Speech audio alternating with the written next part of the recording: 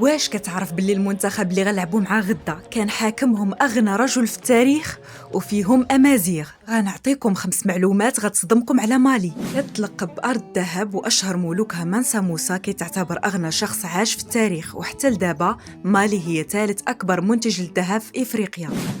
شمال مالي كيسكنوه الطوارق وهما أمازيغ، يتشاركوا معنا في اللغة الأمازيغية والكتابة بحرف تيفيناغ. العاصمة المالية هي باماكو وهي مدينة فوق النهر. كاين رابط روحي بين مالي والمغرب، حيث آلاف الماليين كيجيو كل عام لفاس لزيارة الزاوية التيجانية اللي كتعتبر قبلة روحية لهم. هي أصل البلوز العالمي، إيقاعاتها كتشبه بزاف القناوة المغربية. المنتخب ديالهم كيتلقب بالنسور، وعندهم لاعبين بحال سيدو كيتا وكانوتي معروفين بقوة بدنية صعيبة في الملعب. واش الأسود غيفترسوا النسور؟